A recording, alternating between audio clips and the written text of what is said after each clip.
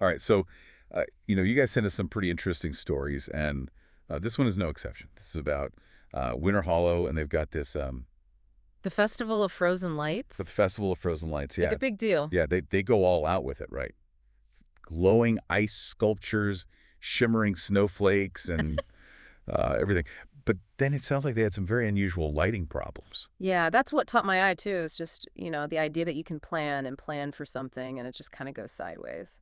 Right, and speaking of things going sideways, we've got these two friends, Lila and Kerry, and they're like super psyched for this festival, right? They love it. They love solving puzzles, which is good because it turns out the frozen lights, they're well, they're not lighting. No, no, they're not. And you can imagine, you've got this whole town gathered, everybody's waiting in anticipation, and then darkness, right? The centerpieces of this whole festival. These ice sculptures are just, well, they're just ice. Yeah, that's going to be a huge bummer. So what do Lila and Kerry, do they just like give up and go home? No, no, they're not quitters. They go straight to those ice lanterns that are supposed to be lighting up the town square, Right. and they find out they're frozen solid.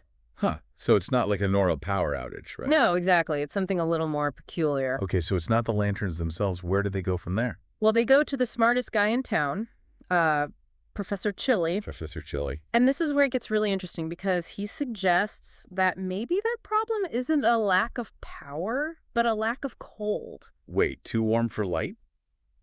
I don't get I it. know it sounds counterintuitive, right? But it's there in the source material. Some types of ice, they need these super low temperatures to actually give off light. Okay, and that's where Leela remembers what she read, right about this weird ice. Yeah, she read about it, and it turns out it's this genuine scientific thing. There are certain impurities that can get trapped in the ice when it forms, Right. and then when it gets cold enough, those impurities get energized, and bam, you got light. So they're dealing with some special ice here in Winter Hollow.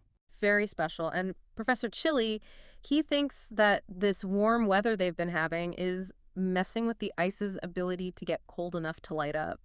Okay, so now what do they do? Do they just like sit around and hope for a cold front to come through? No, no, they don't. This is where the story gets really heartwarming because the whole town comes together to help Lila and Kerry super cool everything down. Hmm. They've got kids with these giant snowflake fans moving the cold air around. Oh, that's great. Even Grandma Tilly gets involved. Grandma Tilly. She brings out her extra frosty ice cream machine. An ice cream machine? That's fantastic. Mhm. Solve a problem and get a tasty treat. Exactly. It's great. And it gets even better. Waddles the town penguin. They have a town They penguin. have a town penguin, and he gets in on the action too, flapping his wings, creating a nice little breeze. Okay, hold on. I need to picture this, a penguin helping save the festival. Yeah. That is so cute.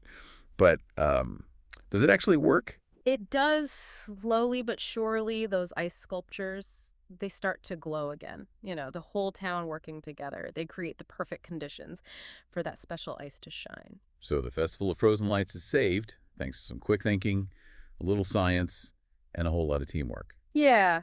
And, I think this really highlights the fact that sometimes the best solutions don't come from just one person, but from a group of people working together. Right. And, it makes you think, if something as simple as temperature can have such a huge effect on ice, what other crazy properties are hiding in plain sight, in everyday materials?